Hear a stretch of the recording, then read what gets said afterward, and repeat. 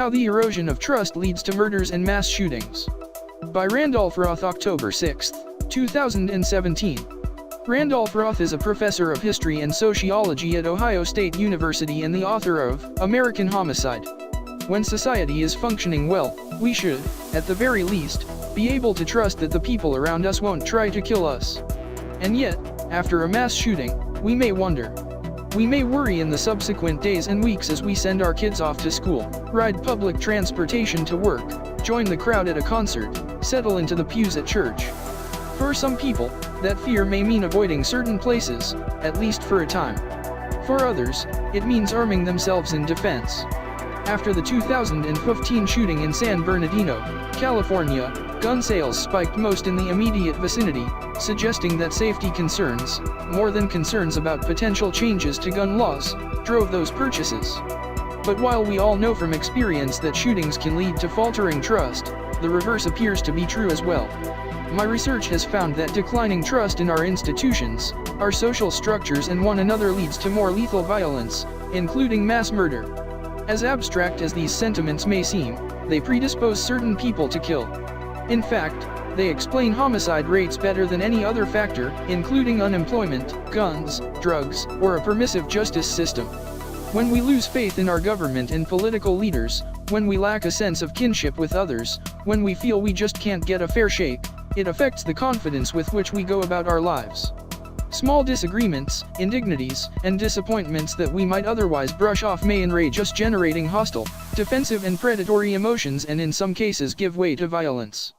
This may be rooted in our biology. Primate studies have shown that apes and monkeys secrete more of the hormones that cause or facilitate aggression, and less of the hormones that deter aggression, when their tribes experience political instability, faction fighting and struggles for dominance. People who suffer from dangerous forms of mental illness, who have experienced severe reversals in their lives or who have suicidal thoughts are most vulnerable when these feelings course through society, as Adam Lankford describes in The Myth of Martyrdom. They are more likely to lash out, as we have seen in case after case of mass murder. Some mass killers have written manifestos detailing their grievances with the US government. Yet the relationship between trust and homicide is seldom so explicit. Everyday murderers don't stop to cite distrust of government or their fellow citizens as a reason they killed. Few homicides are motivated directly by political conflict or political feelings, anyway. But the link between trust in government and homicide rates is evident everywhere, across centuries.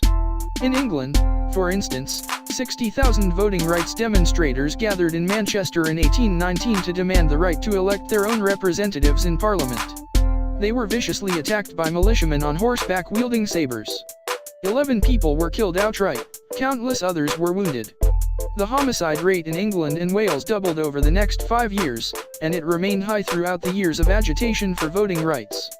But when the Second Reform Act passed in 1867, enfranchising propertyless household heads in urban areas, the homicide rate fell suddenly by half, and when the Third Reform Act passed in 1884, enfranchising propertyless household heads in rural areas, the rate fell suddenly by half again.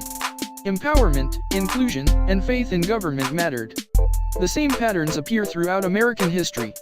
Homicide rates, which primarily reflect violence between unrelated adults and do not include war casualties, dropped dramatically after the Revolution, as the new nation developed institutions in which people could put their faith and as Americans developed a sense of patriotism and belonging. By the early 19th century, although murder remained more common on the contested frontiers and in the slave-holding South, the North, and the mountainous regions of the South from Appalachia to the Ozarks had some of the lowest homicide rates in the world. About 3 per 100,000 persons per year, which is low even by today's standards and considering their lack of modern medicine. That changed when reverence for political leaders declined in the wake of the Mexican War and homicide rates doubled or tripled 15 years before the Civil War, and Reconstruction made things worse. We can measure the inverse relationship between homicide and trust with more precision in modern times. The murder rate since World War II has tracked almost perfectly, as criminologist Gary Lawfrey has observed, with the proportion of Americans who say they trust the government in Washington to do what is right, most of the time, and who believe that most public officials are honest. The rate also rises and falls along with answers to surveys asking about the level of trust we have in our neighbors, how safe we feel walking around at night near our homes, and how heavily armed we think we need to be. For brief periods during the New Deal, World War II and the early years of the Cold War, things got better. We recaptured our patriotism, our fellow feeling and our trust in government. But divisions over the civil rights movement and the Vietnam War tore that emerging national consensus apart. The homicide rate peaked for African Americans during the Nixon administration, at 43 per 100,000 persons per year, when their trust in government was at its lowest and their feelings of alienation were highest. And it peaked for white Americans in 1980, at 7 per 100,000 persons annually, when accumulated anger over busing, welfare, affirmative action, defeat in Vietnam and humiliation in Iran boiled over into the Reagan Revolution. If we had sustained the high rates that prevailed nationally from the 1970s to the mid-1990s, 9 to 10 per 100,000 per year, 1 in every 142 Americans would have been killed, including 1 of every 27 black males. And if we maintain our current, lower rate, 5.5 per 100,000 annually, 1 in every 231 Americans will be killed, including 1 of every 38 black males. It has been somewhat harder to see the relationship between trust and homicide in the past decade, because hyperpartisanship has led people to answer polls according to their feelings about the party in power, rather than their feelings about society as a whole. But before the 2008 election, my colleague Michael Maltz and I forecast that if Barack Obama secured the nomination and won the presidency, the homicide rate in America's cities would drop because of what his candidacy would mean to African Americans and other minorities, who live disproportionately in urban areas. We also worried that the homicide rate would rise in the areas of the country most resistant to the idea of an African American president. The subsequent divergence in the nation's homicide rates appeared to bear this out. Counties that were more heavily urban and minority saw their homicide rates decline. But the rates increased sharply in the predominantly white counties concentrated in the Upper South from West Virginia to Arkansas and Oklahoma that gave less support to Obama than historical voting records and national voting trends would have suggested, and that would go on to become the heart of the birther movement.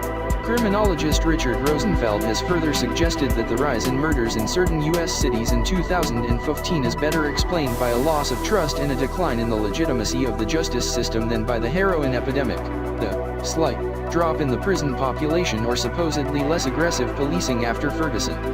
When persons do not trust the police to act on their behalf and to treat them fairly and with respect, they lose confidence in the formal apparatus of social control and become more likely to take matters into their own hands, Rosenfeld wrote in a 2016 report for the Justice Department. Lack of confidence in the police among African Americans predates the recent police killings in Ferguson, Cleveland, New York, and elsewhere. But it is likely to be activated by such incidents, transforming long-standing latent grievances into an acute legitimacy crisis. It's cyclical. Loss of trust contributes to the homicides of unarmed black citizens by fearful or angry white police officers, and to the murders of officers by angry blacks, which further diminishes trust between citizens and law enforcement. When trust disappears, no one's life matters. What might the future hold?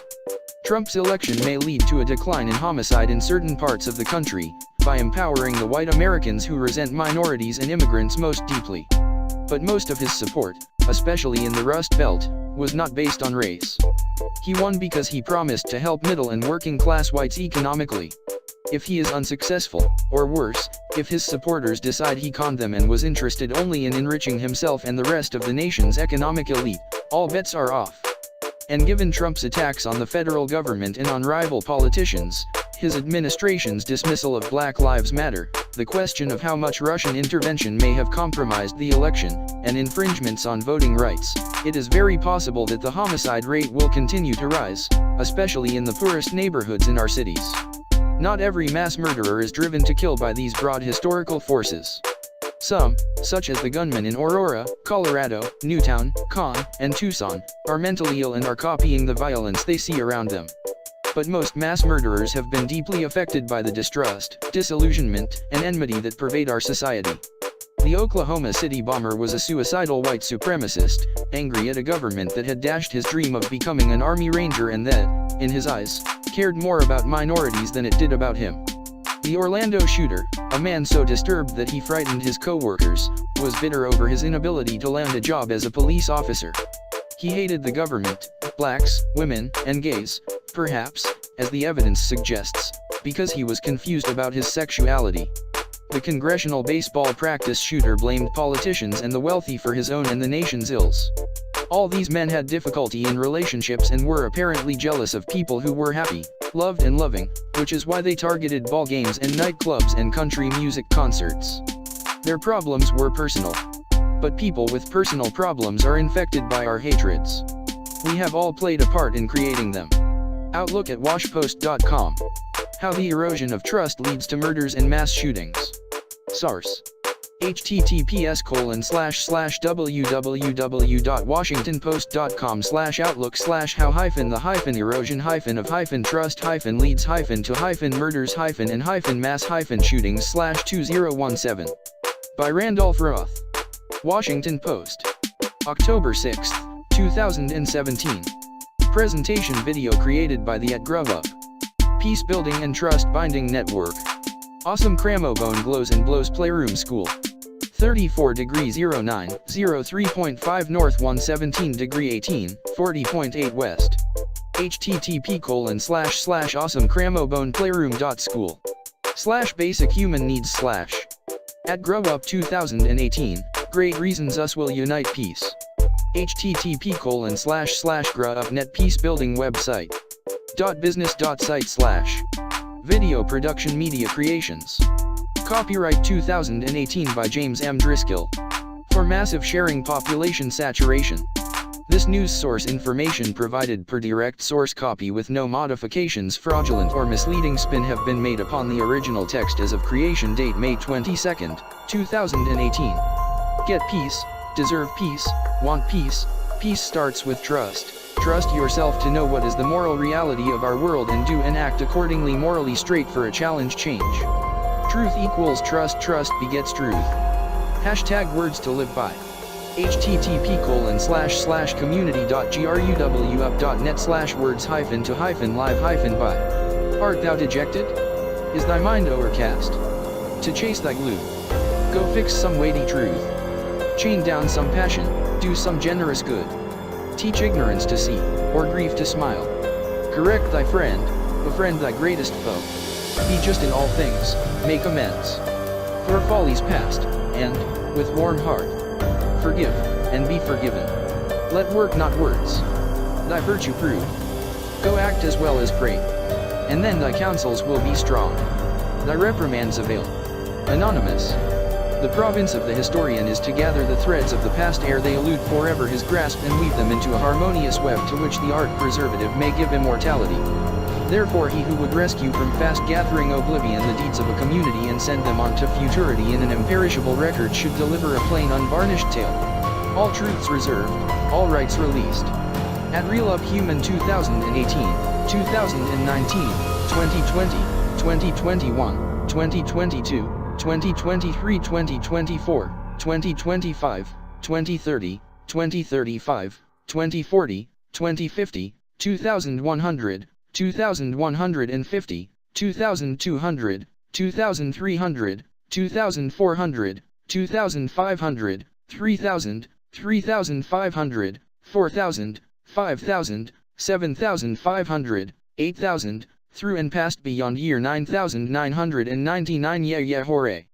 This statement is made valid in effect of hashtag Cramobone Honesty Binding, hashtag Mpitapo Peace Binding, hashtag Nian Sapo Wisdom Not Binding Transformation, hashtag Sessa Woruban Change Your Characters till September 21st, 9999, the last international day of peace of our time age million years.